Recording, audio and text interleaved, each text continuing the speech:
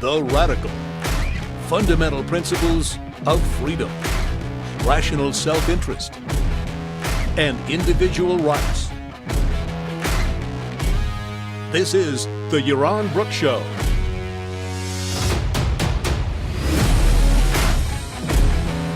All right, welcome everybody to the Yaron Brook Show on this, what is it today? I guess it's Thursday night, and we're heading towards the weekend, and my Asian trip is coming up. So one more show before Asia, and that'll be on Saturday. I'm not sure exactly what time. Might be a little later than usual. Might be after 3 o'clock, but Saturday we will definitely have a show. All right, thanks everybody for joining. I'm gonna do something a little different today. We're going to look at some videos. I'm going to show some videos. Those of you who are listening to the podcast will hear some sound of a couple of the left's most popular podcasters. So we're going to watch one video of the Young Turks and a couple of videos of what is his name? Kyle something, I can't pronounce. Secular Talk is the name of his channel. Secular Talk, both massive channels. I mean, Secular Talk has, 400 and something thousand, or more than that, maybe more than that, 667,000 subscribers. Young Turks has, oh my God, bigger than Jordan Peterson. Young Turks is 4.3 million subscribers, and so we're going to look at some of their commentary.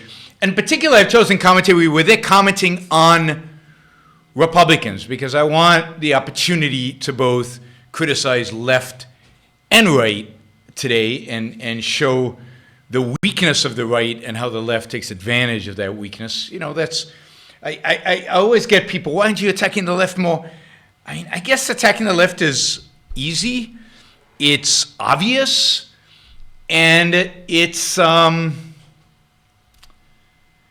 it's not that interesting. What's far more interesting for me, and we'll see in a minute why, or we'll see later why, is to defend capitalism, or to differentiate capitalism, and certainly to differentiate Ayn Rand and objectivism from the right.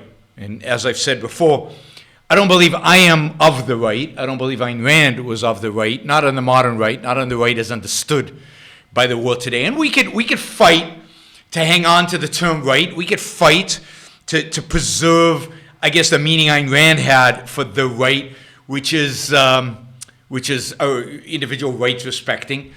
But you have to pick and choose your battles, is my view. And you can't fight on every term. And I don't think the term right is important. It doesn't have any cognitive importance. Right doesn't mean anything in particular. It comes from France, where the right sat on the right and the left sat on the right, and the right wasn't necessarily representing individual rights in France in those days. It developed into basically kind of somewhat defense of individual rights in the United States, but it's morphed away from that. And I'd rather defend the term capitalism. I'd rather defend selfishness. There are lots of terms that we have to defend, that we're going to argue about, that we're going to fight for. And certain terms are philosophically important to defend. I think selfishness is one of those. Self-interest, certainly. I think capitalism is important to defend. I don't think right is important to defend. So my view is right and left today are statists. We are different. We're the individualists.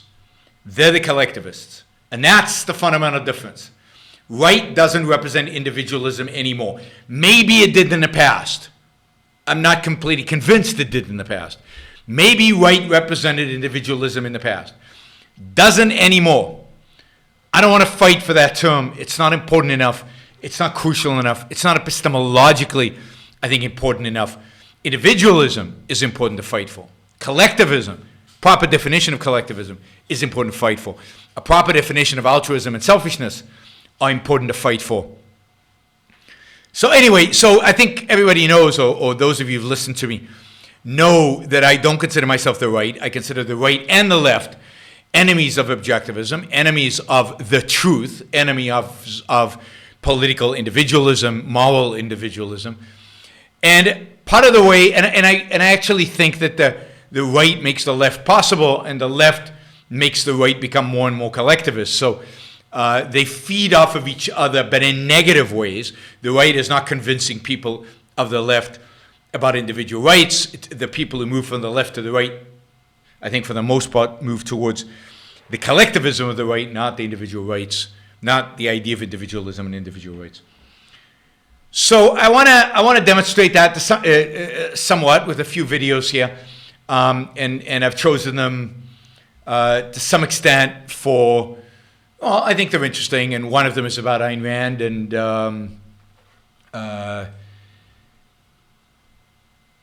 yeah, I mean, part of the problem, and Greg makes this point on Facebook, part of the problem is that none of these terms have clear definitions, left, right, and so on. And the way they're used, nobody holds a clear definition. They're fuzzy in everybody's minds. So it's not a term worth fighting for. And Greg says Ayn Rand never wanted to fight for it. And I agree. I don't think Ayn Rand wanted to fight for it. And I think by this point in the evolution of the left and the right, she would have completely given up on the term because it's just not worth it. And the right has become so collectivist that it just, you know, you need to start fresh. You need to start anew, if you will. You want to put those terms aside and start with new definitions, because the existing political structure, the existing political parties, the existing intellectual even framework of right versus left is completely and utterly corrupt. And I think if we call ourselves part of the right, we are buying into that corruption and enforcing it, reinforcing it. And you know, and it's important. It's important to define ourselves correctly. And as you'll see, I think it's important to define ourselves also as not libertarian, because I think that's another problem that we have as objectivists, is being lumped together not just with the right, but then if not with the right, then with the libertarians. And that's a whole other problem, and we'll see that manifest in Secular Talk's discussion of Ayn Rand. Again, super chat.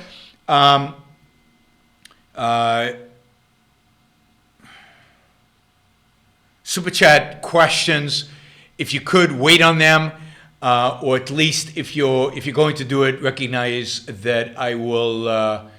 You know, it's gonna take me a while before I get to them. So I'm gonna kind of copy paste them into a Word document on the side, so I can keep track of them and keep track. So I will address them all ultimately, but I will not be addressing them as they come in.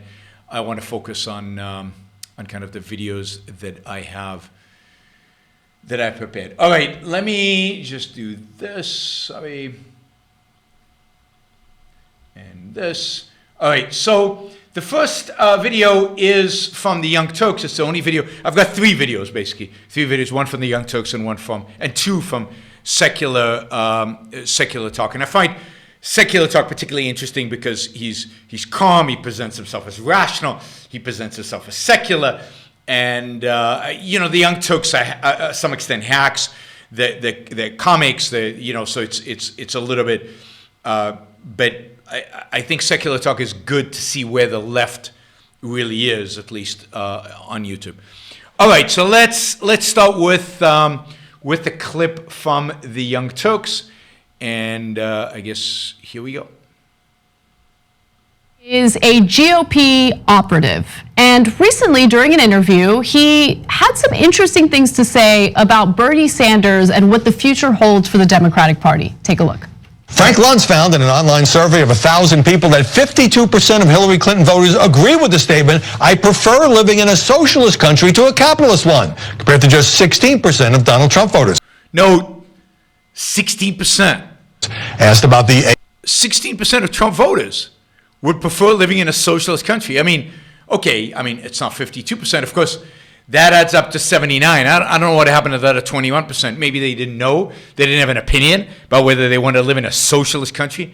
It just tells you a little bit about Trump's voters. The next statistic is even more shocking. See proposal to impose a 70% marginal tax rate on the top 1% of taxpayers. 79% of Clinton voters agree, and look at this, so do 46% Trump voters. Now, let's be clear here, because I know the first thing everybody's going to jump on, oh, it's the mainstream. This is Fox. And they're not citing a New York Times poll. They're not citing some, I don't know, left-wing poll. This is a Frank Luntz poll. Frank Luntz is a GOP poll taker, right? He is a GOP guy. He's a GOP. He spends a lot of time helping the GOP frame the debate, use the right words. He's the guy who came up with death taxes rather than estate taxes, because that is more powerful. He talks a lot about what words the GOP should use. We'll see him on the TV in a few minutes talking about a little bit about that.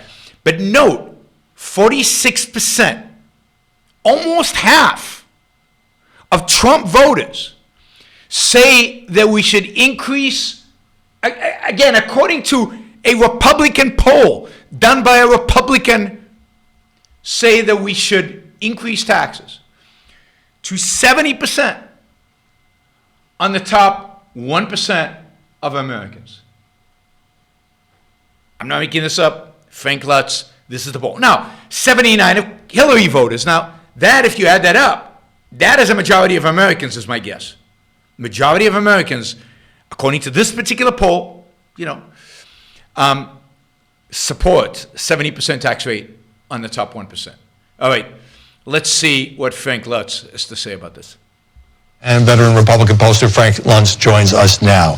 Before we get to more numbers, are the media kind of soft on socialism? By which I mean giving pretty favorable press to Democrats like Bernie Sanders and AOC, and while being pretty tough on the flaws of capitalism and the excesses of big corporations. All you have to do is read the New York Times business section.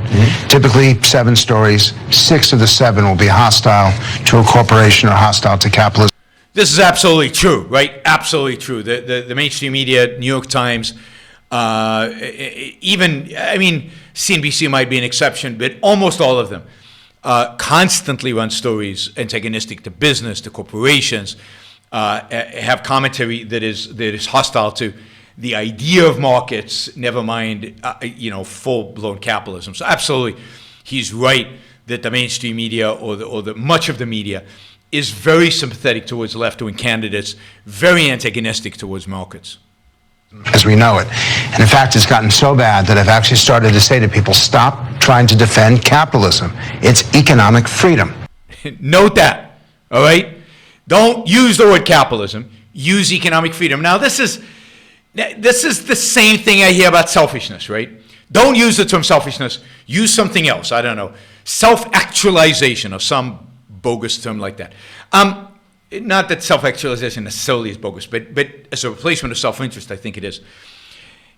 And it's as if, right, it's as if you only use the different term, people would say, oh my God, yes, I now get it. I get Ayn Rand's morality. I get her code of ethics. I get reason, purpose, and self-esteem. Yes, that's it. It was just that selfishness term that was blocking my consciousness from the truth of reality. And the same with capitalism. Oh my God, if only we used free markets, right? Everybody would get it. Separation of economics and state, absolutely, no question. The barrier that's between us and them is that capitalism is a dirty word. Really? I'm not even sure that's true. But you just saw a poll. He just ran a poll. This is a Republican we're talking about. Just ran a poll showing that 46% of Republicans, never mind everybody else, thinks not that capitalism is bad. That wasn't what the poll was. Think that 70% tax rates on the top 1% is a good idea. Right? So if you talk to those people about free markets instead of about capitalism, that's going to change their mind. People object to the content of these ideas, not to the term we use to describe them, to the content of capitalism. And the poll illustrated that. 16% of Trump voters, I assume Republicans, would rather live in a socialist country. I mean, what more is there to say, right? All right, Frank, keep going. You want to know what's economic freedom? Not having to worry about whether or not you can pay for a treatment you need to stay alive. That's economic freedom. So, did I? All right. So, interesting what she's saying. So, economic freedom is having the freedom to have the money to, be able to eat, get decent housing, get a decent education. And this is an important, again, I think we're going to talk a lot about concepts today. This is important because freedom is one of those terms that everybody is for, right? I mean, she's for freedom. If you ask her if she's for, she'd even say she's for economic freedom. And Frank Luntz is for economic freedom, and I'm for economic freedom, and yet none of us mean the same thing by that term. If you go in front of a group, 100 people audience of Marxists, and you ask them, are you for freedom? Every hand in the room will go up. If you go in front of a room of Keynesians, pragmatists, middle of the roaders, you ask them, who's here for freedom? Every hand will go up. If you go in front of a group of conservatives, libertarians, and suddenly in front of a group of objectivists, everybody will raise their hand when they're asked if they're for freedom. And the reason is because that word means nothing really to most of these people. What does she mean by freedom? Freedom to the left usually means getting what you want, being able to do whatever you want.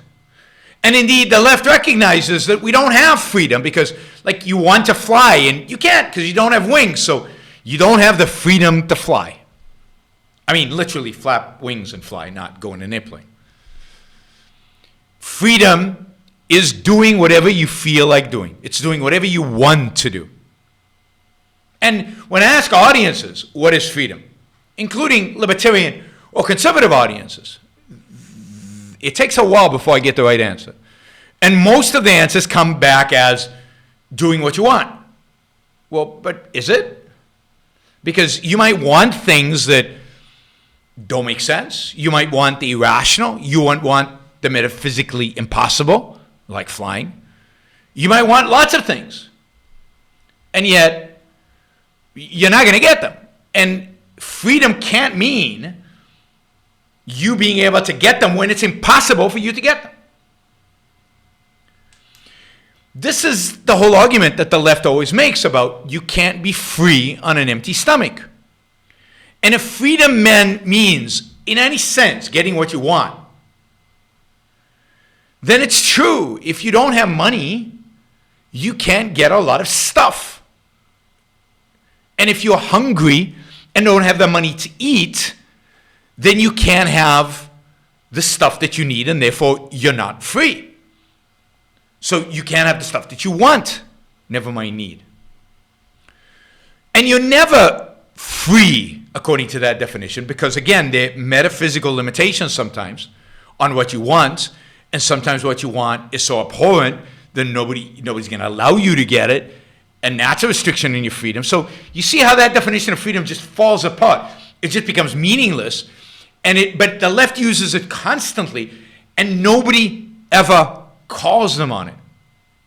Nobody ever says, well, what do you mean by freedom? That's not freedom. You can't have, freedom can't mean doing what's impossible. So what does freedom actually mean? If you ask conservatives or Republicans or on the right, people on the right, they mostly don't know. They mostly don't bother defining. They mostly struggle with the definition that the left provides. And they don't have an answer. They don't have an answer to it. Freedom actually means the absence of coercion. Freedom is the ability to act based on your own judgment, free of coercion. And it's the freedom of coercion which is essential, right? And it's acting based on your judgment. It's not getting stuff. It's not what you want. It's the action. So it's I don't know if you call it a negative concept, but it's the idea of the lack of coercion. That's what freedom means. So we're free when the government or our neighbor is not pulling a gun on us and restricting our ability to act for our own well-being. And that's what the left has no clue about. So she goes on and on about economic freedom means poor people, are not, they can't be free because they can't get what they want. So not having to worry about whether or not you can afford a roof under your head. That's economic freedom. I love how he's trying to rebrand capitalism because, yeah, there's been some pretty negative news coverage of these massive multinational corporations that in a lot of cases pay nothing in federal taxes. Amazon would be a good example of that. So here's another one. Here's another, you could go on and on with these guys. Because they just spout such nonsense and such BS. Amazon didn't pay federal taxes in 2018. Why? Well, one, because in spite of the fact of having massive revenue, it made a relatively small profit. And the reason it made a small profit is primarily because it invested a huge amount of the revenue it received. Their expenses, obviously, but then they invested a huge amount of the revenues they received. One, in R&D. They're the largest investor in research and development, I think, in the United States, probably in the world. Second, they building warehouses. When they get to deduct expenses of building those warehouses. It's a massive expense. Third, they pay their employees overwhelmingly in the form of stock options and stock, which is priced, given how expensive the stock is, very, very high. So there's a lot of expense associated with employee compensation, more than just salaries, but also all the stock and the stock options. And third, because for a long, long, long time, Amazon was losing money. And when you lose money according to the American tax code, you can roll over, you don't pay taxes the year you lost, and you can take those losses and roll them into the future. You get what's called a tax credit. And you can roll them into the future so that when you do make money, you don't pay taxes because for a long time, you have to actually absorb all those losses and invest more and more and more capital into your company. And the tax code recognizes that. Big deal. Indeed, Amazon paid a huge amount of taxes. Local, state, and employment taxes. Social Security, Medicare for its employees. Massive. Billions and billions of dollars. But no, they're never going to mention that. It's all that bad news about those evil corporations. Notice how they manipulate it. And it's not that she's against cronyism. She's never mentioned that. She's just against corporations and that they don't pay enough taxes. That's the other thing. What is the virtue of paying taxes? Why is paying taxes the measure of virtues? You hear this from, by the way, and this is another area where the left is so similar to the right. What has Trump complained over and over and over again about Amazon? He tweets about the fact that they didn't pay taxes. Trump and the Young Turks agree that the system we have today is broken. Why? Because Amazon didn't pay taxes last year. Of course, we know that Trump incredibly values revenue, taxes, because he keeps boasting about the amount of revenue, taxes that they have received from his tariffs. So again, notice the similarities between left and right. They both value government spending, value taxation, coercive taxation. They both accuse Amazon of being bad somehow because Amazon is not paying taxes. All right, let's keep going here. Amazon paid nothing in federal taxes in 2018, meaning that you and I paid more in federal taxes than one of the biggest corporations in the country. It's insane. Maybe because they created massive numbers of jobs. Maybe because they're actually producing something. Maybe because you're not investing in R&D and you're not employing anybody. And it's not insane at all. It makes complete and utter sense if you had any understanding of economics. The world has ever seen, in fact. I'm greatly amused by Howard Kurtz, who used to, by the way, be on CNN and Washington Post, saying, oh my God, the mainstream media, they're so hard on capitalism and they love socialism so much. Notice this. I mean, these are the moments where I ask if we live on the same planet. Every time I turn on television, I see anchors on CNN. Now, I'm not talking about just Fox News. I'm talking about CNN, etc., yelling at some progressive. Aren't you a socialist? Isn't it just like Cuba and Castro and Venezuela? Mm-hmm. Where's the part where they like socialism? I've never seen that on television. Notice, I mean, I find this always interesting because obviously most of the people I interact with and most of the people who are on my chats and on my shows and I guess at conferences and stuff are people who bitterly, constantly complain about how the mainstream media is on the left. And I think they're right, because I think the whole American political map is on the left. I think the right and the left on the left, and therefore, of course, mainstream media is going to be on the left. But notice that people like Young Turks, what you'd call the progressive side of the Democratic Party of the left, thinks that the media is too pro-capitalist, too pro-corporations, too pro-right. And part of the reason for this is that the media and 90% of all politicians are basically pragmatists. They're not capitalists, they're not socialists, they're all statists, they're all about the same. There's no big difference between Donald Trump and Bernie Sanders. The differences there are really minor on almost every important issue. And they're squabbling in between. And I think we can identify them all as being, in a sense, on the left, being left on economic policy in a sense of all of them being statists. But the people who are progressives look at them and say, you're just pragmatists of the center, you like corporations. And the people on the right look at it and say, yeah, you're just all leftist, but really they're all just nothing. And they're all just consistently the same. I mean, there's no big difference between CNN and Trump. Not on the issues. Not really. All right. I've ever seen on television is that one attack after another without even defining what socialism means. That's true. Which goes to the next point about the poll.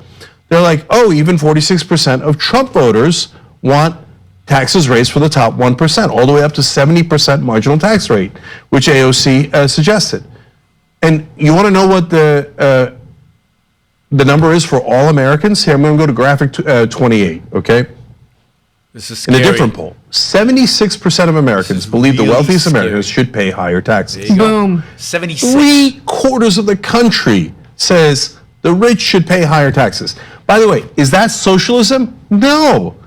We had a marginal tax rate of 70 all the way up to 91% in America. He's right. Under Dwight Eisenhower. I don't remember anybody calling Dwight Eisenhower a socialist or He doesn't say nobody actually paid that rate, but it's true. From the 50s until Ronald Reagan, we had marginal tax rates over 60%, and in some cases, during certain parts of that period, certainly during Eisenhower, actually Kennedy lowered them, over at 90% marginal tax rates on Americans.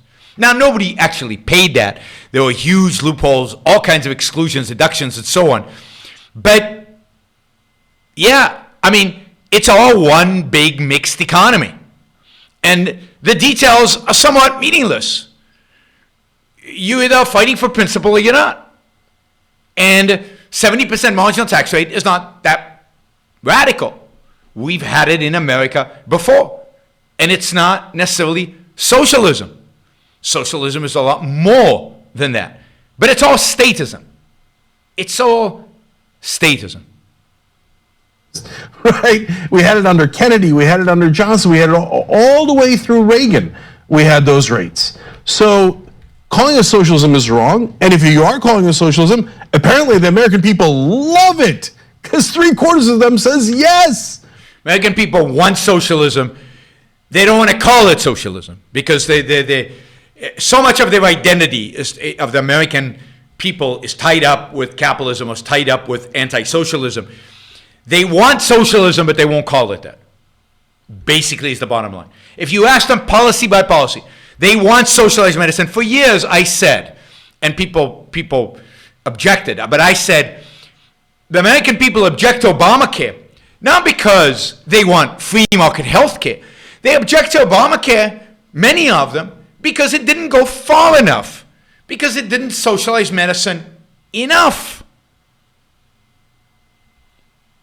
American people want, unfortunately, sadly, depressingly, they want more statism. They want the policies of the left, even if they don't vote for the left, because for many Americans, for example, illegal immigration is a bigger issue than taxes or healthcare, stuff like that. So they'll vote for Donald Trump under the guise that he will fix the illegal immigration issue and fight for them on that. But there's no big difference in terms of what Americans actually want.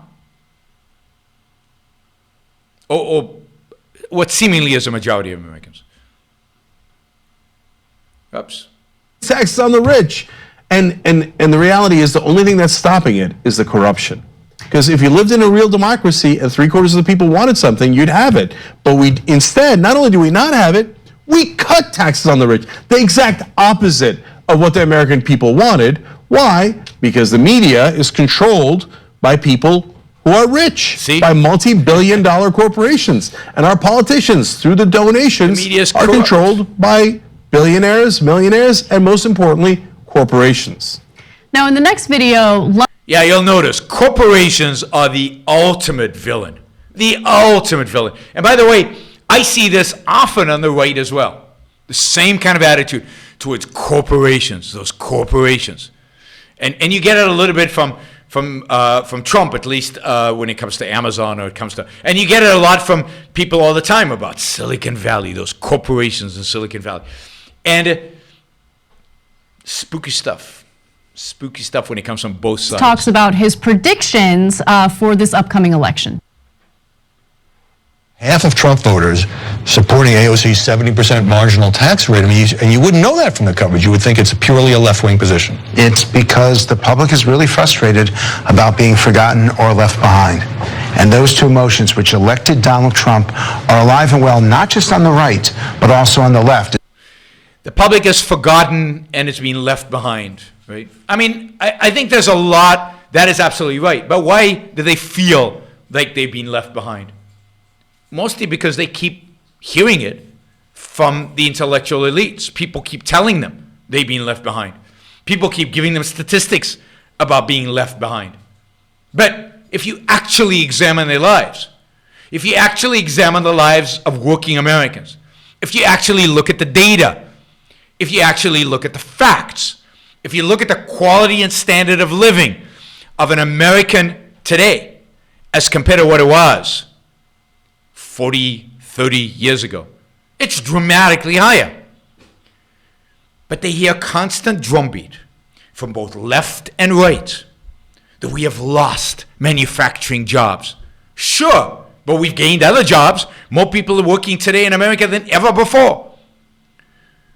There is, we've lost all these manufacturers. Not true. We manufacture more stuff today than we ever have in American history. Wages are down. Not true. If you take into account the whole package offered to employees, including benefits and everything else, all driven, by the way, by government, not by business, not by corporations, not by the market. So this whole notion of Americans left behind, which Republicans buy into, which Trump capitalizes on and feeds, constantly feeds, and that the left buys into it, constantly feeds, and has solutions for. Again, what's the difference between left and right? People are being left behind. The working class Americans are being left behind. It's just not true. Not true.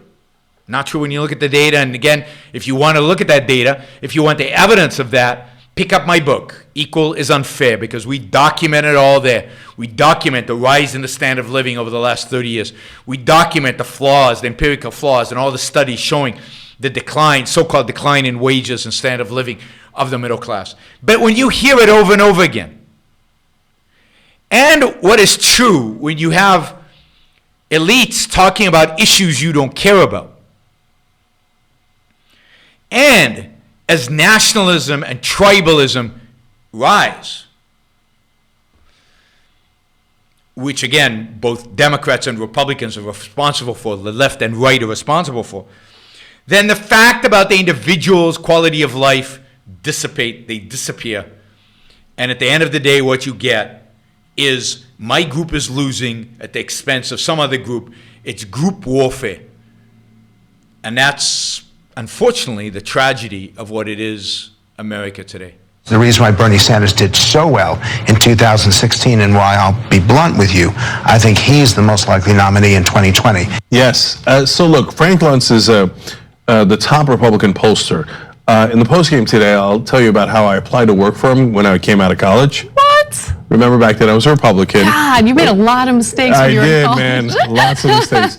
Anyway, TYT.com/join to become a member and get the last half hour of the Young Turks where we talk about topics like that. But he's not dumb, okay? He might be Republican. We might not agree with him. But he's an awfully smart guy, and he's been right about a lot of the issues, both in terms of framing that, but also from time to time giving them a heads up of the imminent danger. And in their case, yes, he's right. Bernie is the most likely to win. And because of that untapped anger, frustration, that is legitimate. It is legitimate. And so Luntz, again, is correct about this. So the Republican is predicting that the Democrats will dominate Bernie Sanders, which makes a lot of sense. I think that's right. I think Bernie Sanders, to a large extent, taps in to the same fears, the same concerns that Americans who voted for Trump have, primarily fears and concerns that are being fueled by the whole inequality debate, whole inequality discussion, and primarily by the tribalism.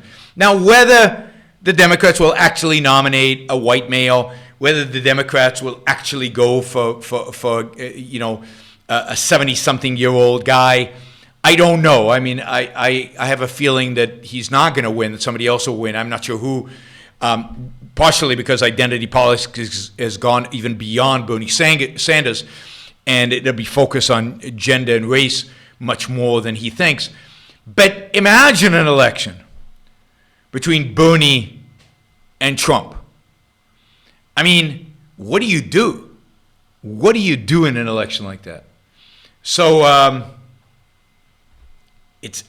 think that would be fascinating if it happens. I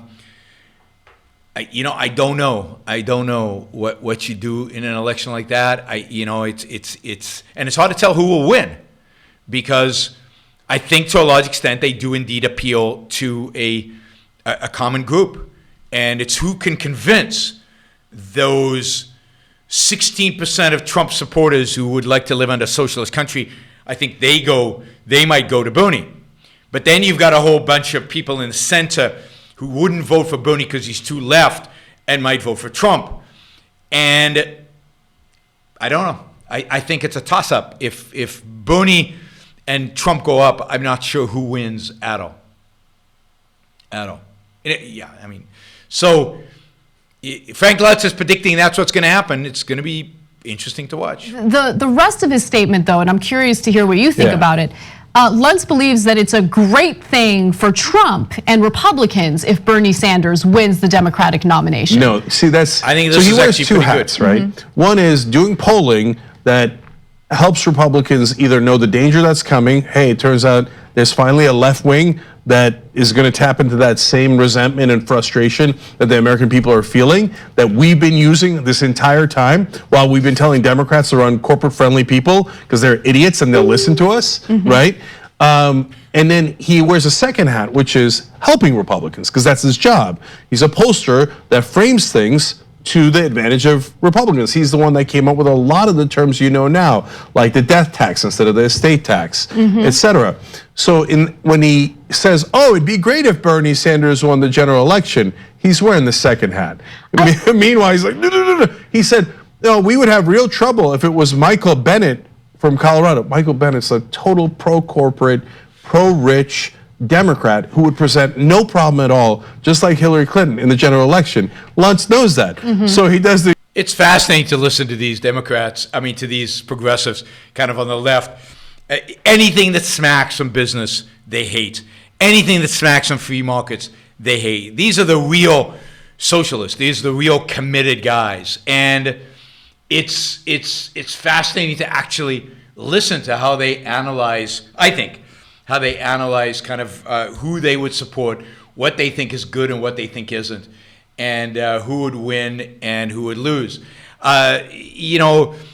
It's going to be interesting because Bernie is kind of soft-spoken. Trump is this man. I think Bernie could get pretty aggressive. I think it would be very entertaining to have a Bernie versus Trump election, and it would be really interesting. I also think turnout would be quite low. I think a lot of people would stay home in an election like that, but it is interesting. These are the guys who animate AOC. This is the kind of viewpoint that animates AOC and much of the kind of the progressive wing of the Democratic Party. Do you know Dave Rubin was part of this team, was part of the Young Turks before he left the right. Okay, we're gonna have, I think there's less than a minute here to finish this common off. trick on Fox News. "Oh, please don't pick Michael Bennet. That would be dangerous for Republicans. But Bernie Sanders, yeah, we would love to face him, even though he's going to win, and it's like he's super popular, even with Trump voters, even with Fox News viewers. So, but yeah, we think Michael Bennett's the real danger." Sure you do. I guarantee you've asked Frank Luntz in a behind the scenes, and he was being honest. He'd say, "Are you kidding me? We're going to get our clock cleaned by Bernie Sanders." It'd be his dream to run against somebody like Michael Bennet. That poses no problems for him at all. He's like, that idiot bought into our talking points. He'll repeat the things I framed 20 years ago. And so will Klobuchar, and so will all the establishment.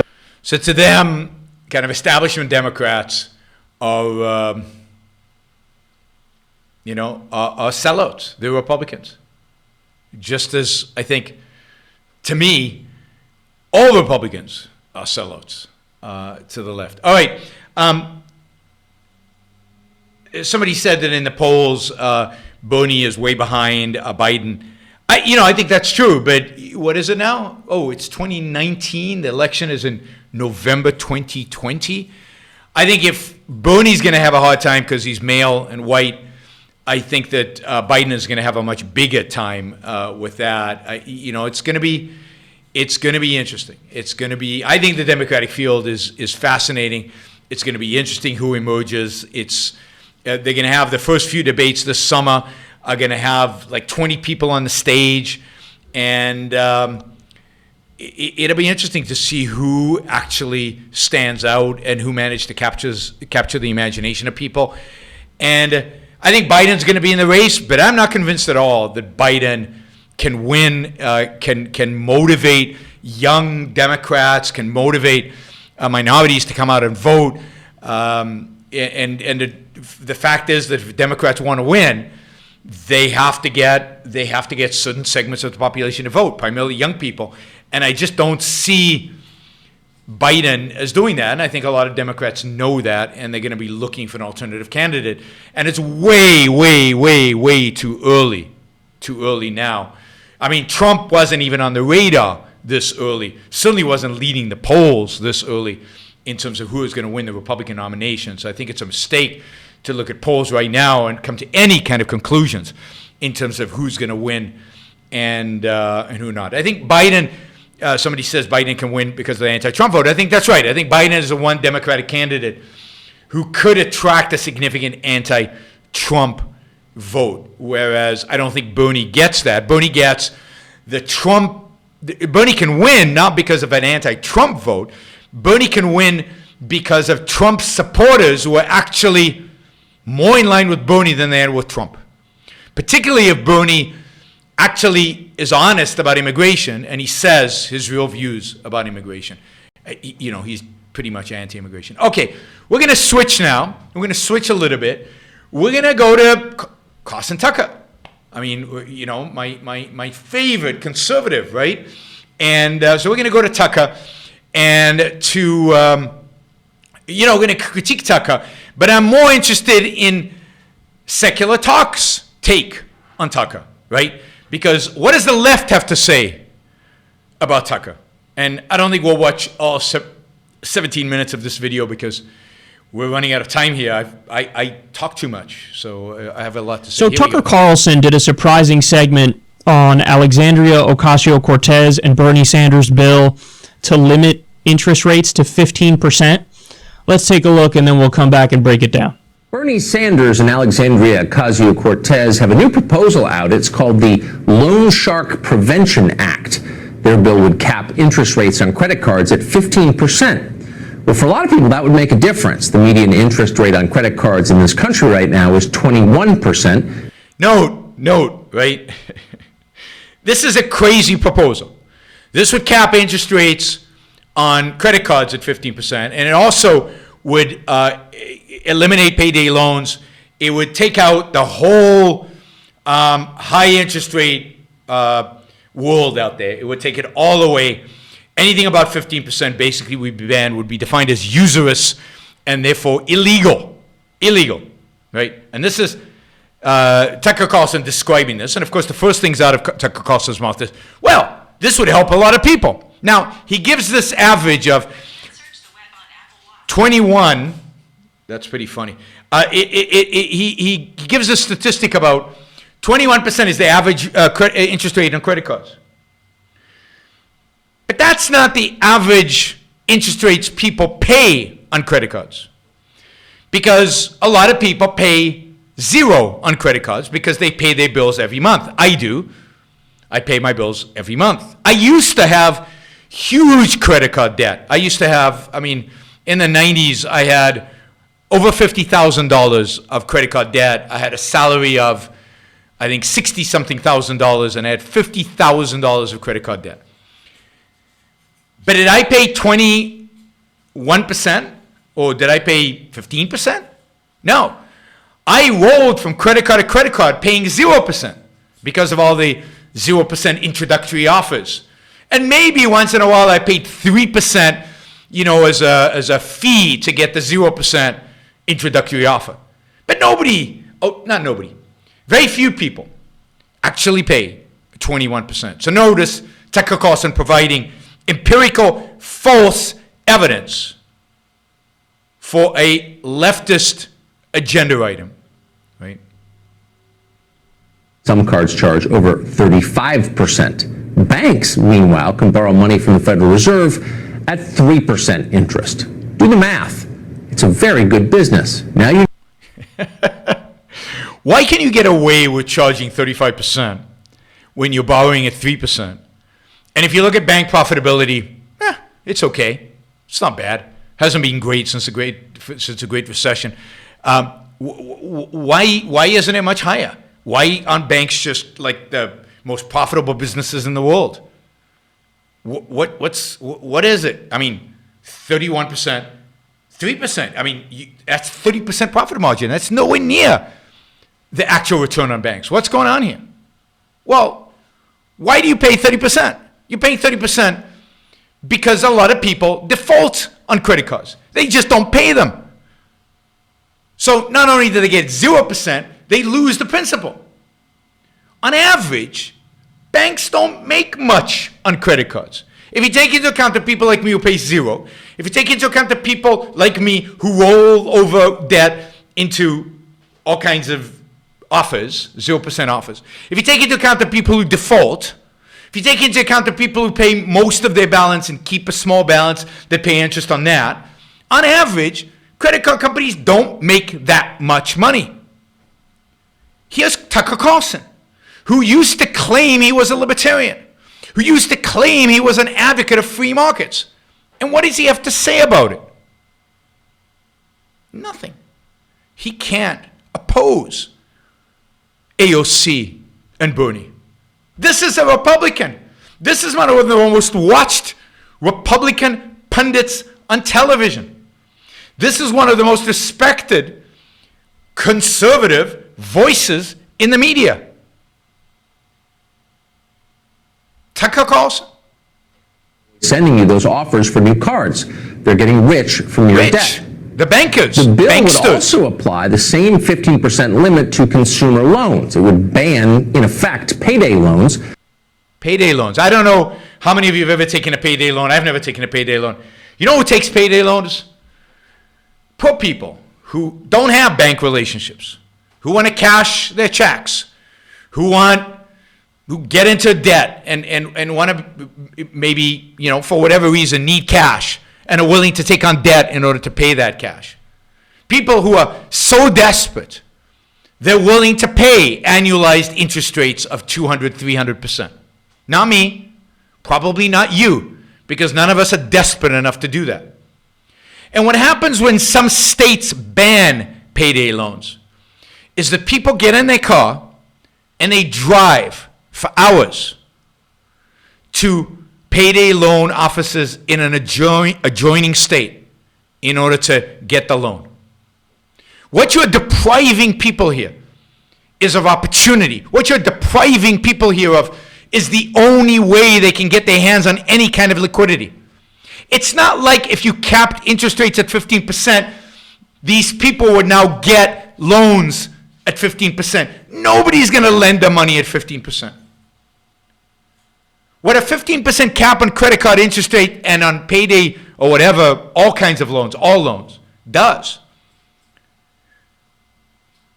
it basically eliminates the capacity of many Americans to borrow any money at any rate.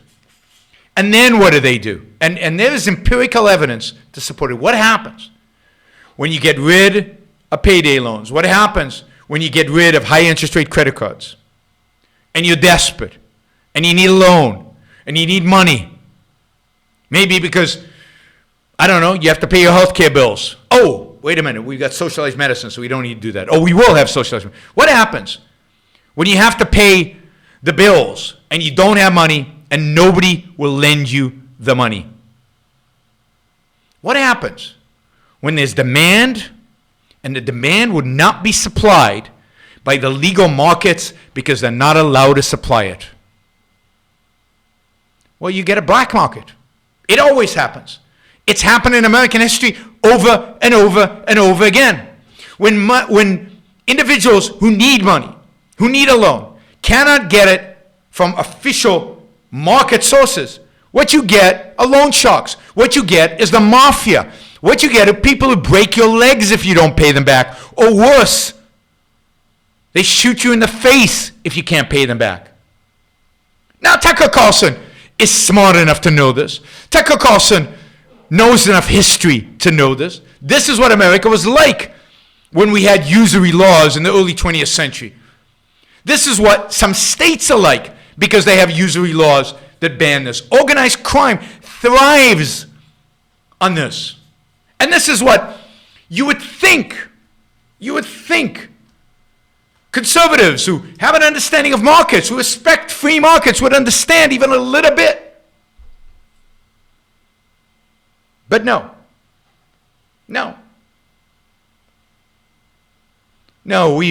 We want to side with Bernie Sanders and AOC in order to achieve this great help for the American people so they don't have to pay these horrible interest rates.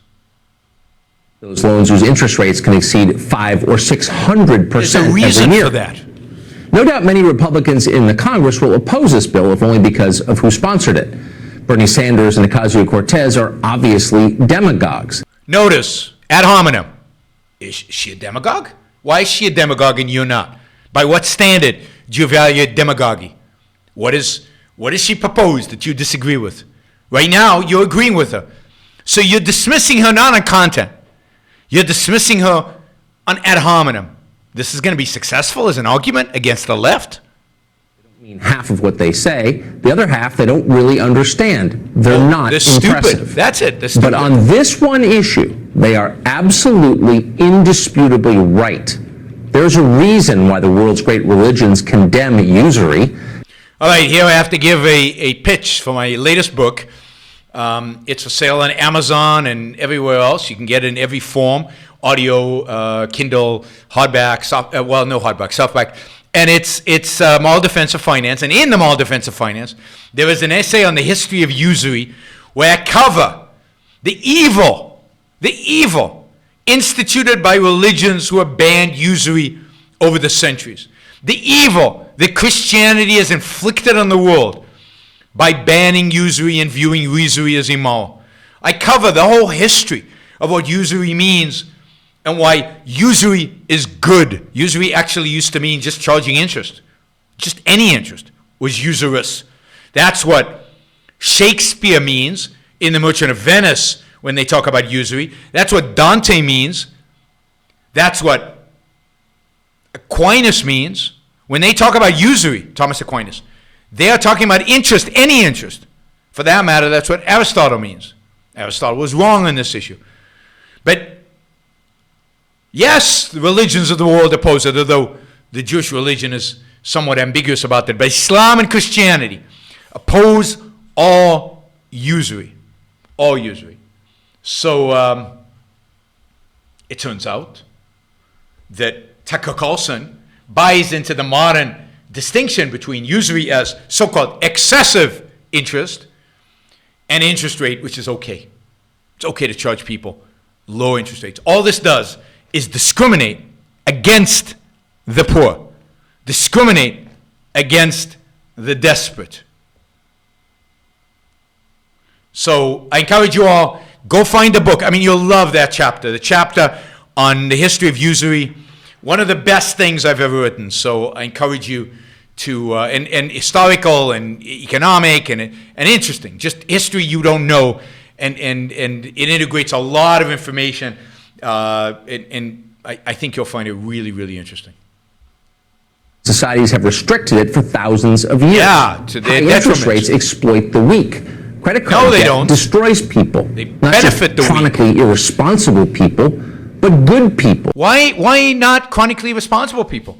Why aren't the people who are massing up debt on a credit card of 30%? Why don't you call them irresponsible? I thought that's what conservatives used to do. Personal responsibility. You know, it's not like the credit card companies are hiding how much they're charging. It's not like the payday loan shops are hiding what they're charging. Why not argue for personal responsibility? No, it's the government's job to Probably protect some us. people you know. Maybe a lot of people you know. And you know, everybody you know is responsible. Everybody you know is being screwed by these people. Really? This is what the right, this is what the conservative movement, this is what Republicans have turned into? Advocates for capping interest rates across the board in this country, in America, in the land of the free? Tucker Carlson. I wouldn't be surprised if this becomes a talking point for Donald Trump. Banks are doing is disgusting and it's wrong. So the real question is, why did it fall to a couple of childish socialists Ad hominem. That's all he can do. to point this out? There's no reason that capping interest rates ought to be a left-wing issue. Most normal That's right. people agree with it, overwhelmingly. South Dakota, for example, it's one of the most conservative states in the country. In 2016, its voters went for Donald Trump over Hillary Clinton by 30 points. And yet those very same voters also voted overwhelmingly to crack down on payday loans and cap the interest rates on credit cards. Historically, fighting usury has been a Republican position. In 1991, Republicans sponsored legislation to cap credit card interest at 14%. That's lower than what Bernie Sanders is proposing right now. Thank you, Tucker. I've been arguing this for years and years.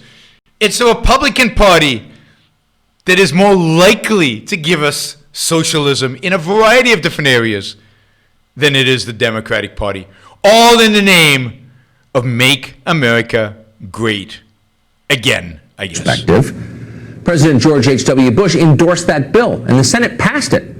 So why isn't it the law today?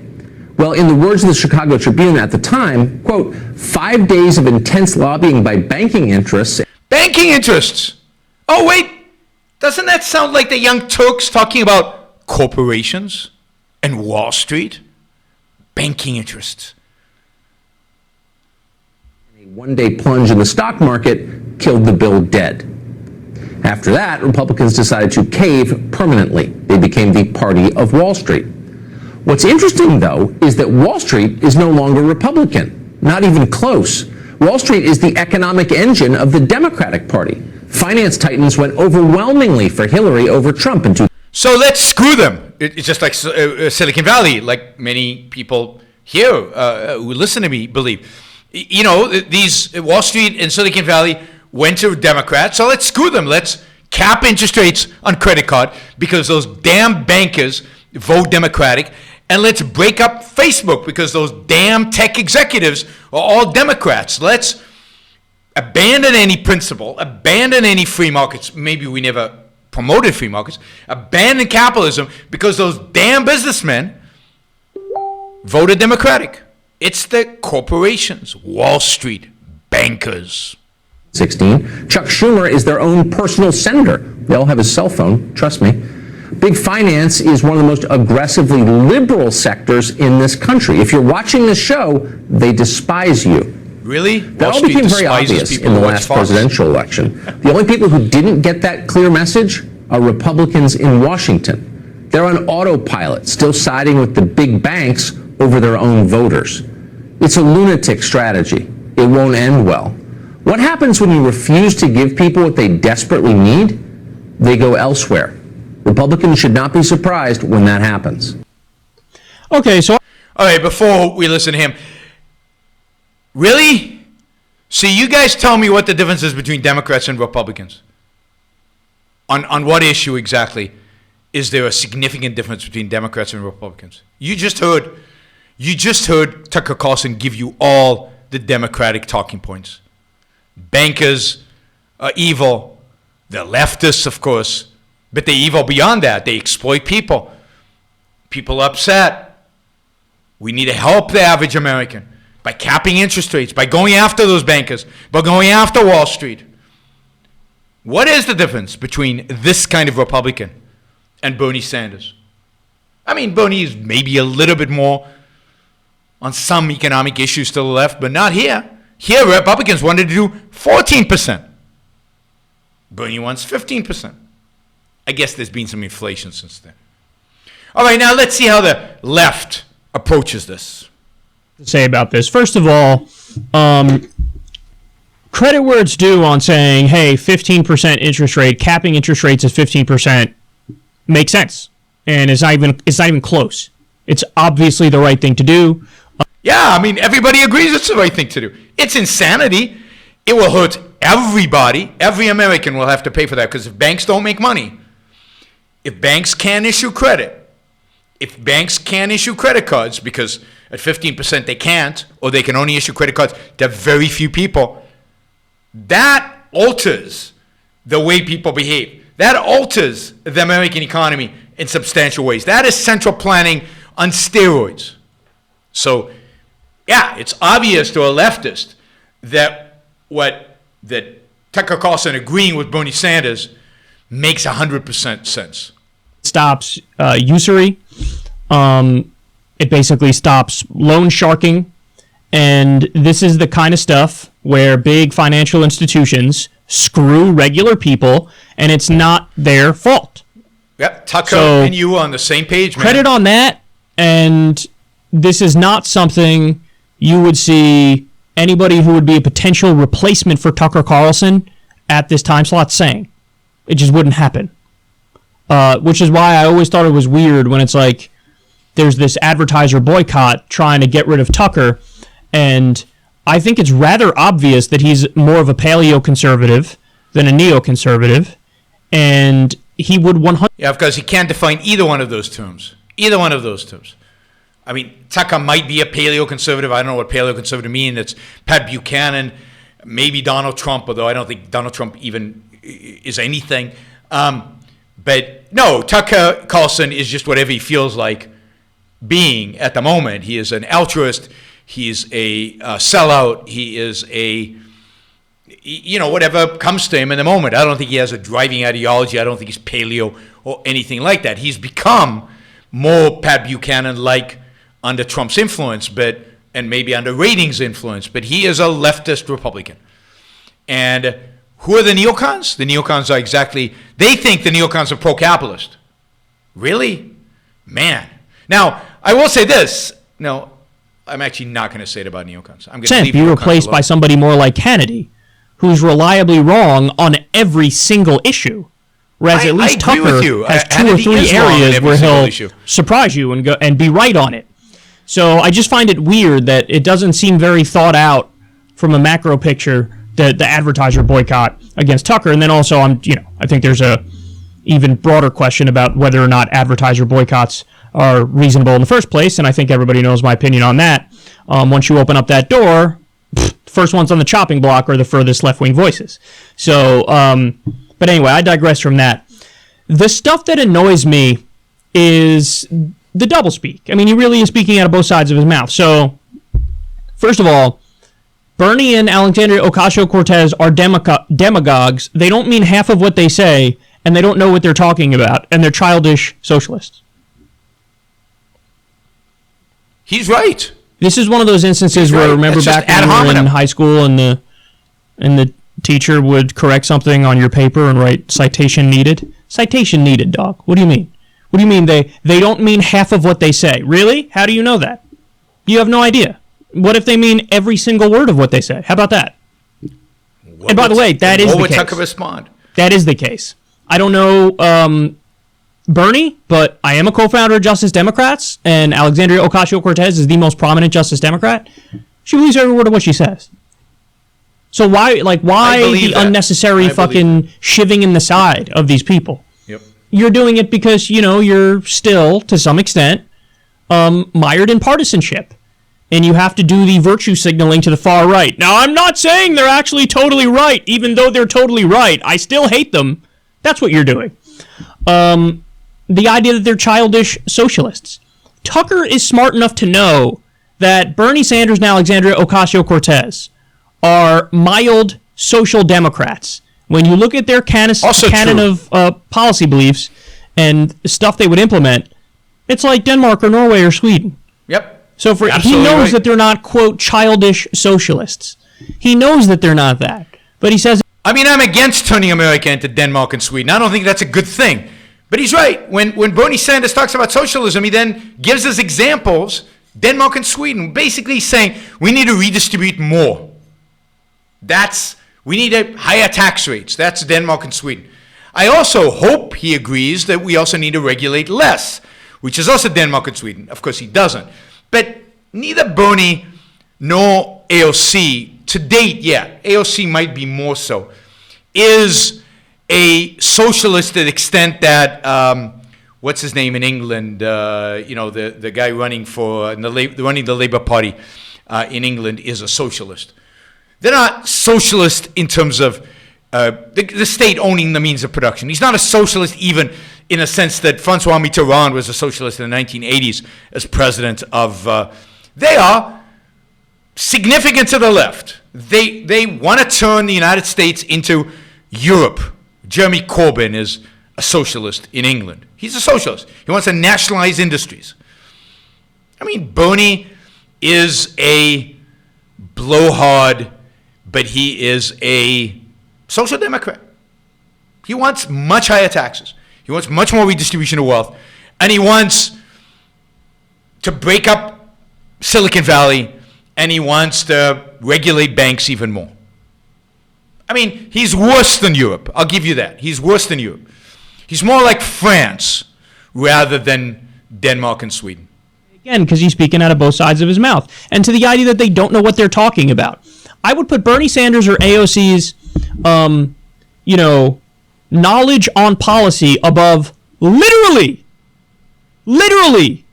any senator or congressperson. It's clearly not true. I mean, AOC knows very little about policy. She knows a lot about where she wants to go. She knows a lot about the moral cause she's after. She knows very little about detailed On the right. policy, and you can see Literally. that in her interviews.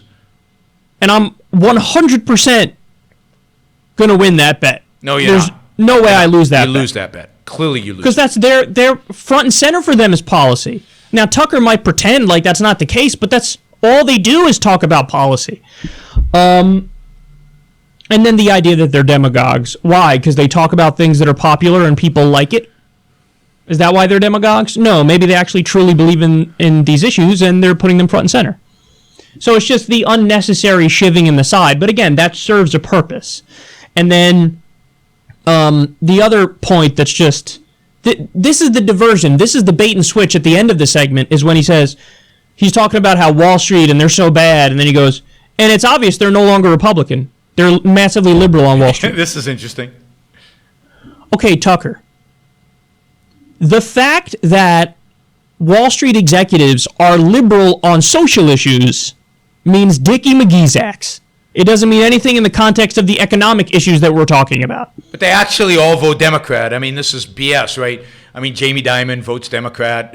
Most of them are not exactly free market guys. Of course, neither is Tucker Carlson. And of course, the social issues might be the only issues that matter. Still need a Tucker, because the economic issues he's given up on. All right, we're gonna. That's enough of that, right? We're gonna do one final scene with Kyle here, and then I'm gonna take some of your super chat questions. This scene is kind of long. It's about Ayn Rand. We're gonna let Ayn Rand talk, and then we're gonna hear the brilliant Kyle discuss Ayn Rand. Here of Ayn Rand, the libertarian hero. So first, she's not a libertarian. And you'll see why this is so important as he goes on. Ayn Rand is not a libertarian. Because once you call her a libertarian, she is then associated with the anarchists. She is then somehow affiliated in people's mind with the anarchists. And we'll see that in a minute. We'll see it.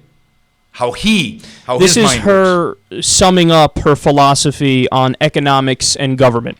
We would not give the government or the majority or any minority the right to take the life or the property of others. That was the original American system. When you say take the property of others, I imagine that you're talking now about taxes. Yes, I am. And you believe that there should be no right by the government to tax. You believe that there should be no such thing as welfare legislation, unemployment compensation, regulation during times of stress, certain kinds of rent controls and things like that. That's right. I'm opposed to all forms of control. I am for an absolute, laissez-faire, free, unregulated economy. Let me put it briefly. I'm for the separation of state and economics, just as we had separation of state and church, which led to peaceful coexistence among different religions after a period of religious wars. So the same applies to economics. If you separate the government from economics, if you do not regulate production and trade, you will have peaceful cooperation and harmony and justice among men.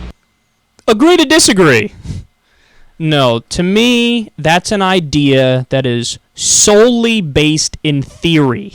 Now, what's interesting is he talks about this, but he never challenges that theory. He challenges supposedly the practical application of it. But note, again, he's going to connect it to libertarians. Okay, see, that's the thing about libertarians. I agree with them No, on she's many not a things, probably libertarian. about 40% of Not a things. libertarian. We're on board with the NSA spying. I think that's ridiculous. We're on board with foreign policy. Most of them are non-interventionists. Here's an example, right? He immediately associates the libertarians with Ron Paul, non-interventionist. 9/11 was our fault. We shouldn't do anything. We should apologize to the Muslim world. That's what he associates with libertarians, and therefore he thinks that's Ayn Rand. Now, that's why I don't want anybody to call her a libertarian, because once you affiliate that kind of thinking about foreign policy with libertarians, and then libertarians, Ayn Rand is a libertarian. No, we're not non-interventionists in that sense when it's an issue of self-defense. committed non-interventionists. Most of them are against the drug war, and not only for the decriminalization of drugs, for the legalization of drugs. I'm on board with them on that. So there are many areas where we totally agree, but then there are areas like this, where it's purely based on something that they thought out and argued in their head, but empirically, when you apply their ideas, it goes to shit. Okay, and they hate it when you bring this up, but it's the truth. You want to know what a libertarian system looks like? Look at Somalia. Okay, here it is, right? So, yeah, if you think libertarianism, you think Ayn Rand is anarchy. If you think Ayn Rand is no rule of law, if you think Ayn Rand is no government, then yes, Somalia is the model. And in criticizing anarcho so-called capitalists, yeah, using Somalia is not a bad idea. But don't do that to Ayn Rand. She didn't believe in such a system. She rejects the idea that Somalia is a model for anything but barbarism. Actually, she accepts the idea that Somalia is a model of anarchy. So, objectivists are not libertarians. Not libertarians. We do not share a tent, a platform, an agenda with people who do not believe that there should be any government. Somalia has no centralized government. True. And everybody has weapons too. True. And you have just warlord factions. True. It's pure private property system. Okay. No! Warlord faction. How can you have private property when you have no recognition of property? There's no private property. All property is owned by the warlords. All property is accessible through violence. There's no recognition of rights. You can only have the recognition of rights if you have a monopoly over the use of retaliatory force. You cannot have rights. I mean, you all have rights, but those rights cannot be recognized if you have a situation of warlords. So warlords and property rights do not go together. Again, you know, if you get these concepts in your head, then yeah, capitalism and Ayn Rand and objectivism don't make any sense, because with no government, everybody's shooting and killing each other. And it's anarchy, yes, but that's not objectivism. That's not Rand. She believed in limited government. She didn't say a separation of all human activity. Well, she didn't say there should be no government. She talked about a separation of government from economics, thereby recognizing that government is needed indeed. To have good economics, to have markets, one needs a government that protects property rights primarily, but generally individual rights, and that extracts, prohibits the use of force within those markets. It's only when you extract force can markets exist. In a market like Somalia, in a place like Somalia, there are no markets. Certainly no markets based on property rights. Fighting each other. When there's no centralized government, you do lose organization and structure. That doesn't mean that government can't get too big. Of course it could get too big. But the answer is no government? I mean, that's... So that's what you need government for? Organization and structure? And maybe he's gonna say central planning too. The problem is the absolutism. I mean... Yeah, as if he's not absolutist in almost everything that he argues. If, for example, he was an absolutist earlier about just the wonderful benefits of capping interest rates below 15%. He was absolutely, he said, almost everybody agrees with this. But he's suddenly against absolutism when it doesn't appeal to him, when it's on a more abstract level, when it applies to actual political theory, because he can't think in terms of abstractions, and he can't deal with philosophical abstractions. He's all concrete bound. Therein lies the religious absolutism of libertarianism, that the government never, ever, ever has the answer, and you need to totally separate state from economics. I mean, think about that. She says no taxes. That's what I want, no taxes whatsoever. Okay, so then say bye-bye to bridges, roads. Really, you can't imagine a way in which bridges and roads are built, particularly in a modern day with GPS, without without taxes. And imagine the wealth that would exist in people's pockets if they actually didn't pay taxes and they could continuously reinvest that money. Imagine that wealth in comparison to the amount they would have to pay on the toll roads. The army, cops, courts, the FDA to make sure that your No, food there doesn't wouldn't be an give you E. FDA. coli Don't or need an salmonella or some sort of toxic poisoning. Now, of course, they would respond to each and every one of these things. They say, well, roads, we'd have private roads. Yeah, we would, and they probably suck.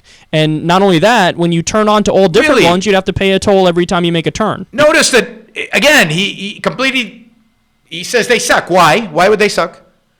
I mean, government services typically suck. Why would private roads suck? Why? Where's the private incentive, the profit motive, or just the motive to make the world around you a better place? Why is that somehow inferior to the motive of politicians, of bureaucrats? I tell you why. Because they're motivated by the public interest, and those greedy businessmen are motivated by self-interest. And we know Republicans and Democrats, left and right, all recognize that self-interest is bad and the public interest is good. Kyle is just channeling that feeling. Do that. You want it to cost $17 for you to take a 10-minute ride because every street you turn on, if you save $100 on taxes, $17 is a deal. And also what happens when it snows, for example. Half the roads might not even plow them on. Why would they not plow them on time when they're making a profit by plowing them? Today, you've got problems with plowing because what's the incentive to plow them? But if you're actually plowing them so that cars can start moving on them, so you can start collecting those tolls, don't you think they plow them more frequently, faster, more efficiently?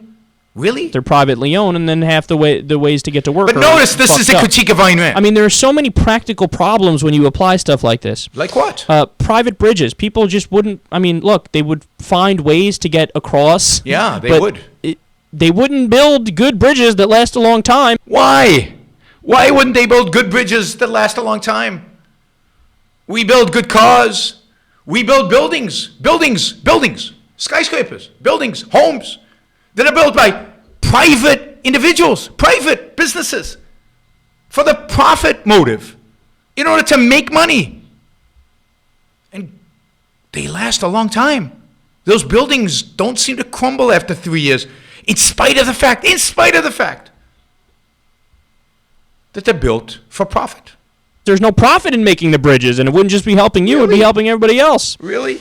There are fundamental problems with this, and she would say privately fund the cops and the army and the FDA and stuff like that, or the courts. Well, and again, she believes in government. Don't say she would say that, right? She would say fund it through that is other means, but coercive taxation. Who is the army going to represent if it's only rich donors giving money to the army? They're only going to represent the rich. Why? Particularly if they're constitutionally bound to represent all of us. Particularly if, everybody is paying in taxes. Particularly if people still can vote out the bastards in charge and the vote is not based on how much money you have. Give me a break. I mean, really, if you think about these things, they're not that hard. Same thing with cops and it's the underlying moral premise that's hard. The actual concretes are fairly easy. This is all nonsense. If it's only the rich funding it via voluntary donations, whenever there's a problem and the rich have some sort of dispute with the poor, they're always going to side with the rich because they fucking paid them. So many problems with this. Or how about, look, let's get into some other stuff here about regulation, because she said separation of economy and state. She did. Well, so that means there's no child labor laws. Yes, no child labor laws. Imagine what would happen in the world today if there were no child labor laws. I mean, I would immediately hire a bunch of 12-year-olds to trade for my hedge fund, right? Who is going to hire 12-year-olds exactly? Maybe to deliver newspapers, maybe to take out the trash, maybe to clean the stairs. I cleaned stairs when I used to mop stairs and take out garbage when I was 12 years old. That's what I got paid for. Because that's the government infringing upon the liberty of a business owner to freely talk to other people and make contracts. Contract with children is not something that anybody, certainly not Ayn Rand, would advocate for. Children cannot sign contracts. You don't need anything. You don't need you don't need to be brilliant to understand that. And clearly, Ayn Rand. I mean, if you're going to critique Ayn Rand, read her stuff. Don't listen to a 3-minute clip and think you understand what separation of state from economics is, and you understand what economics is. We're talking about contracts, which is law. She's not advocating for the separation of the law from the state. Law is the state. If it happens to be a child, well, none of the government's business. They don't have the authority to step in and say no. No child labor laws, no minimum wage. That's long gone. Well, I'm not even going to get into that, but yes, no minimum wage. Rejoice, the poorest of the poor, because finally you will be able to climb that ladder out of poverty if you have a little ambition. Minimum wages are the stupidest economic policy ever invented. No safety regulations. So let me give you a few real-world examples here where their ideology fails. How about when GE notoriously and infamously dumped toxic waste into the Hudson River because it was cheaper to dispose of it in Again, lack of imagination. If the Hudson River was private, would they dump all the toxic waste in it? And look, this goes on and on and on with bogus claims about capitalism that just a little bit of research. Ayn Rand wrote about all these things. She answered every one of these objections. So, a few things here to sum up, because I'm not going to do the whole Kyle video because it's we're running out of time. And it turns out I have many more comments than I expect on each one of these things. It's so important that Ayn Rand not be associated with libertarians for the reasons you just saw. It's so important that Ayn Rand not be associated with conservatives. And what's common to everybody out there who criticizes Ayn Rand is they don't read her stuff. And particularly in a day of, in today's day of YouTube, where people, can just listen to a 3-minute video clip and they think they know something about something. I mean, this is why my videos are always long. You can't do anything in a 3-minute clip. I'm sorry, you can't learn anything. You can't communicate ideas in a 3-minute clip. You can hint, you can stimulate, you can point.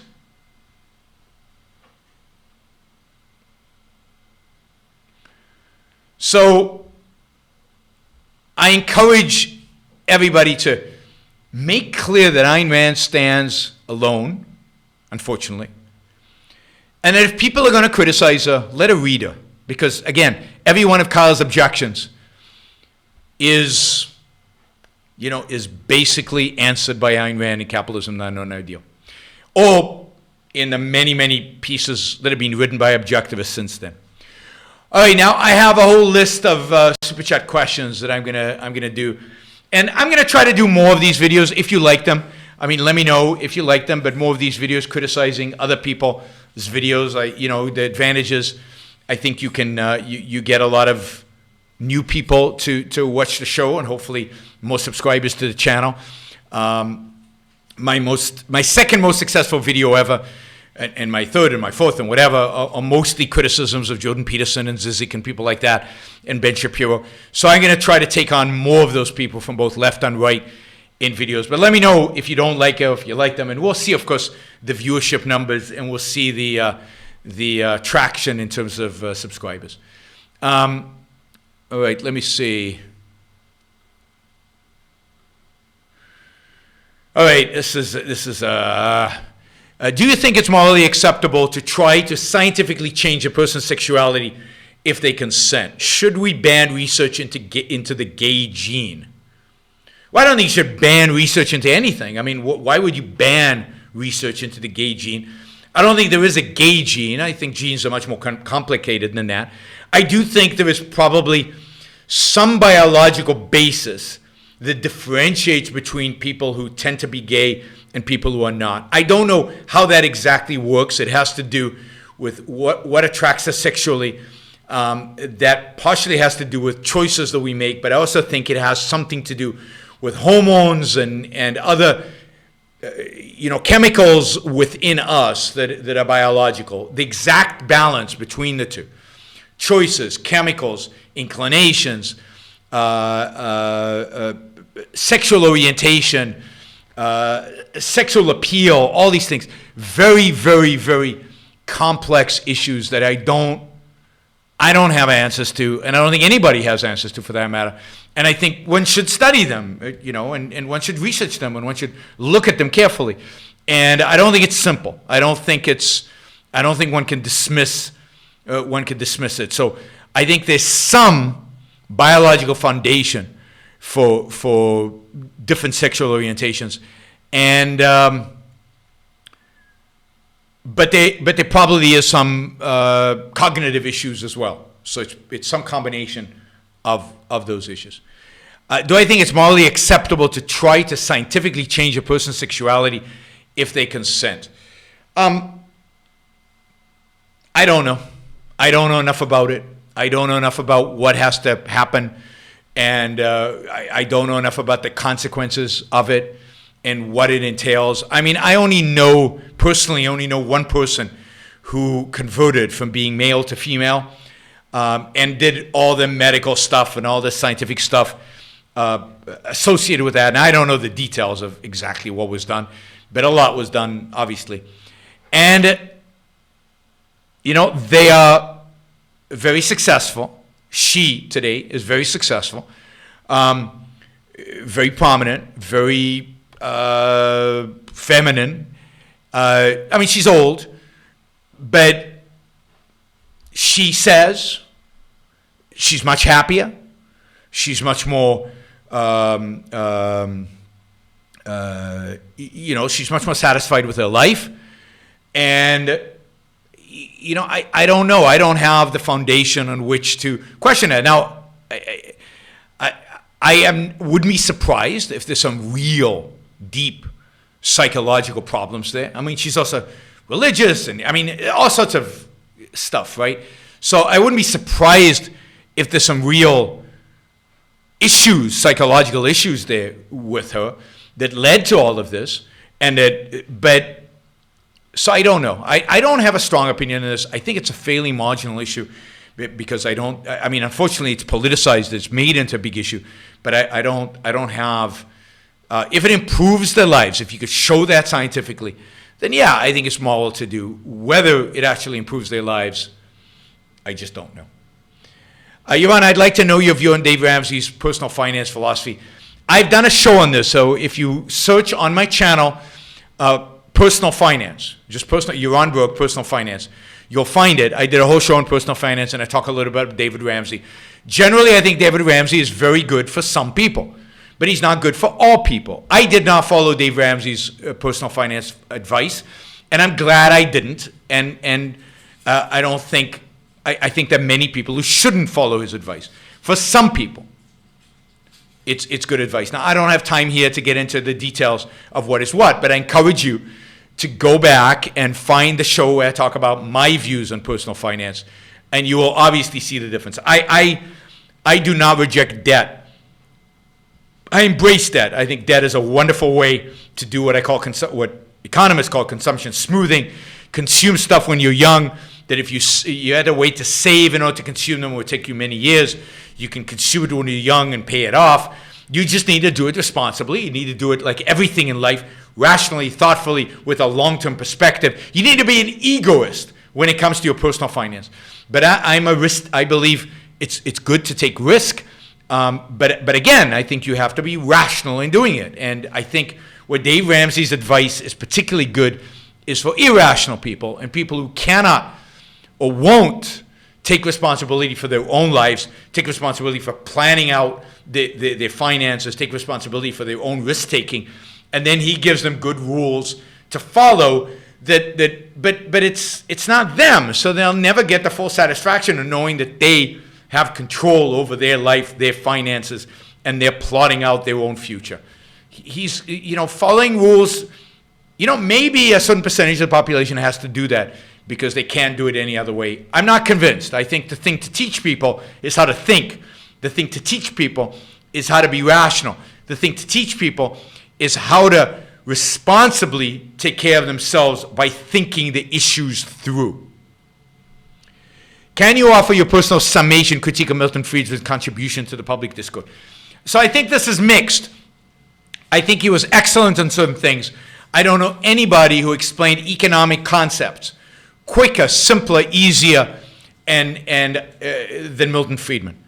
I mean, his stuff, if you're interested in the whole debate on trade, and if you wonder if I'm right or Donald Trump is right, although if you're wondering that, I'm wondering about you, but if you're wondering about that, go just Google or on YouTube, do Milton Friedman trade, and just listen to Milton Friedman on trade. He's excellent. Listen to Milton Friedman on minimum wage. So a lot of the economic concepts, he's good, he's quick, he's sharp, he gives great concretes, he talks simple language. His series and books on capitalism in terms of economics are very good. So all of that is good. He's also one of the people who put capitalism back on the map, if you will, by making it not a dirty concept in the 1970s together with Ayn Rand. I think Ayn Rand and he are the two people who really had an impact on bringing capitalism back into the mainstream and making it legit. On the other hand, he punted on the whole moral issue, and he defended everything in terms of utilitarianism, and he didn't take Ayn Rand seriously. And that's a tragedy for the ages. I mean, my view is, and I've said this in front of libertarian audiences, my view is that if Milton Friedman, Hayek, Mises had stuck to economics and had then said, you know, there's this brilliant philosopher out there who provides the philosophical justification for what we're arguing for, whose name is Ayn Rand. If like half a dozen prominent libertarian economists, free market economists today said that, if the Austrian school recognized the genius of Ayn Rand, it would have saved the world. It would have brought about laissez-faire capitalism decades before it will come about. It is going to go down as the great tragedy of the 20th and 21st century. That the leading lights in the free market movement did not take Ayn Rand seriously and didn't take philosophy seriously. And the philosophy they implicitly absorbed was conventional, utilitarianism, Kantianism in its various forms. And nothing's changed. It's still true of the libertarian movement. It's still true they don't take us seriously. They begrudgingly invite me once in a while to give a speech. I'm giving a speech actually in Montpellier Society, which is a society founded by Hayek, Mises, and Friedman in 1947, I think. And they've got a conference in Dallas this weekend on Monday, Tuesday, Wednesday, and I'm speaking. And they invited me to speak because I'm the only guy who will take on this topic. So they wanted somebody to argue that religion and liberty are incompatible. I'm the only guy who will go on stage and argue that. But they don't invite me because they're interested in what objectivism has to say. So they don't take us seriously. And the battle is philosophical. So as much as I respect Friedman and admire Milton Friedman and watch his videos because I think they're really good and learn from him on how to communicate ideas because there's value there, at least in terms of economics, the tragedy of him not embracing Rand, not even saying I agree with everything she says, but here's a serious philosopher. Here's somebody you should look at. Here's somebody who's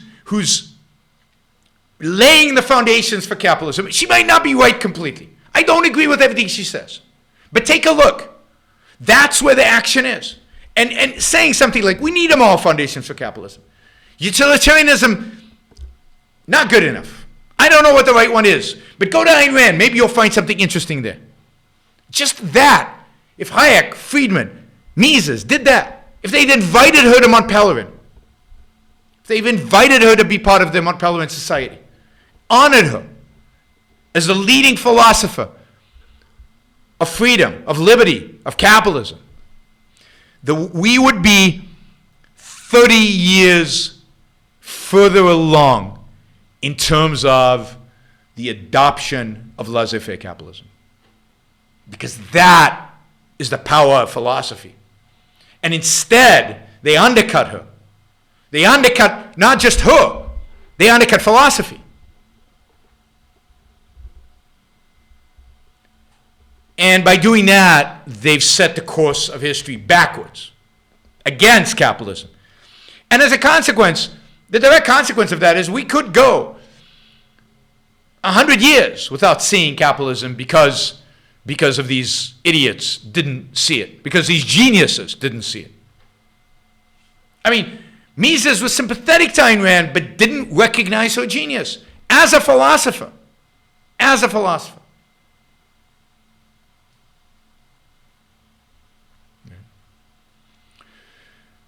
Mises didn't quit MPS, but Mises did call everybody at MPS socialist because they advocated for central banking. But being for or against central banking is not as important as being for or against egoism. Being for or against reason. Understanding what reason really is rather than the Kantian view of reason. I mean, yeah. All right, Marius just asked a question, but that has to be the last question because, you know, we've already gone an hour and 40 minutes and I've still got 4 more questions to go. All right. Let's see. Is it true that your debate opponent said that poverty and homelessness don't exist in Scandinavia? One of your best debates, by the way. Yes, I think he did. I don't know which debate that is. Was that the debate on social democracy versus capitalism? I think he did, and I've seen evidence that that's just not true.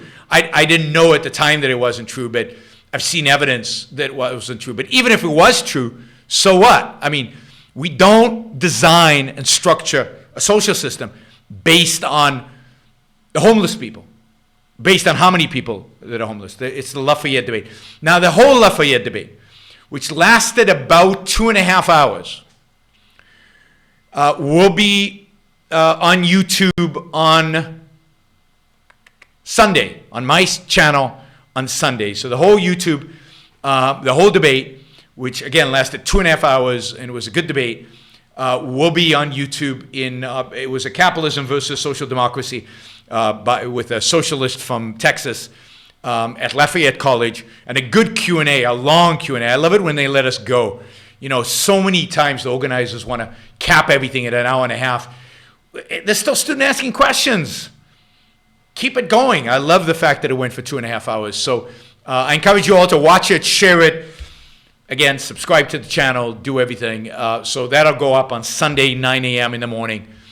Okay, is taking a government job immoral, given the context of today's mixed economy, like becoming a college professor or postal worker? I don't think a college professor and a postal worker are the same. Well, let's see. I think it's okay to take a government job if the job is a job that the government would do in a free society. But I don't think it's wrong to become a college professor today. You can't avoid, in a mixed economy, getting money from the government one way or the other. I mean, all businesses are being subsidized or giving tax loopholes or whatever. All of them have some relationship, almost all of them, particularly if they're big. It's unavoidable. It's not just crony, it's just the reality. That's the nature of a mixed economy. So I don't think that if you're if it's a job that actually would exist in a free market, I think this is Ayn Rand's formulation. If it's a job, like a college professor or a postal worker, that actually exists in a free market, but they happen to be run by the government now, then you should take it. Working for a government regulatory agency, no. Working for the Federal Reserve, no. Working as a tax collector, no. Right? Working as a district attorney, there would be district attorneys, there would be professors, but you can't avoid if you're a university professor, from working for the government? All right, is there a social measure you think has value? I know the Social Progress Index is extensive, but it's based on Joseph Stiglitz's work, so it's very leftist. It's very bad. Yes, it's very, very bad. I don't know what social measure is. The best measure, if you could figure out how to measure it, is quality of life, standard of living, material standard of living, quality of life. But then of whom's? Average? Why do I care about the average person? The bottom? I don't care about the bottom. So whose? If you could construct a measure that measured the success, and I don't know how you define success, but success of moral people, that's the measure of a successful social structure.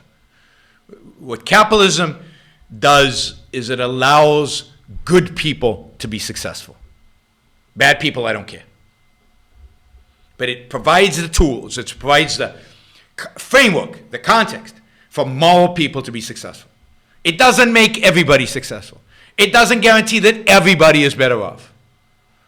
I like to say the wife-beating drunk is worse off under capitalism, no welfare, and very little charity, because most charities would be selective on who they give the money to, and the wife-beating drunk might not get any charity, certainly not from me. I don't give charity to wife-beating drunks.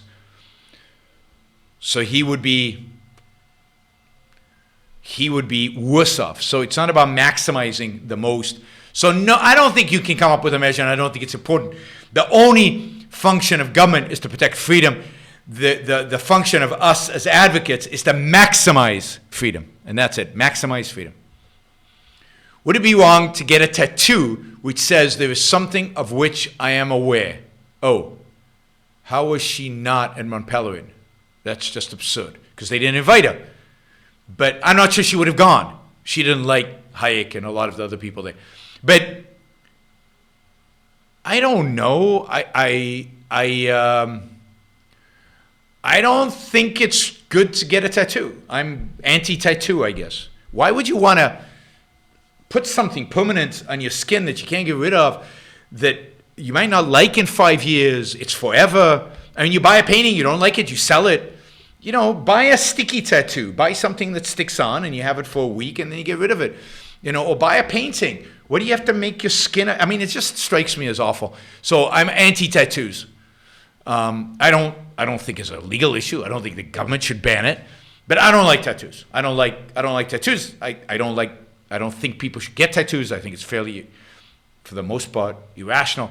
I think it's absurd to think that something, particularly big tattoos, something big that you put on your arm, you're going to like in 5 years. I mean, your tastes change. Why would you do that to yourself?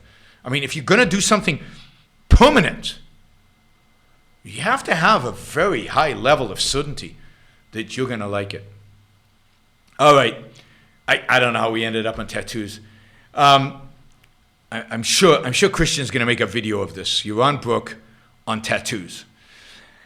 Some of you already have tattoos, I know, and some of you it's too late. And exactly, it's the too late part that I'm encouraging you to avoid by not getting them to begin with. Most of my audience is older than 24. So, you know, the largest demographic of my audience is 25 to 35. So you probably either have gotten your tattoo already or not going to get any. Maybe in midlife crisis tattoo. All right, here we go. Bye, everybody. I will see you on Saturday. I'm going to do a show. I've got a few items already panned out on the show. But did you hear that de Blasio today quoted Ayn Rand in a press release from the mayor's office and then withdrew it? Anyway, we'll talk about that potentially on Saturday. Bye, everybody. Have a good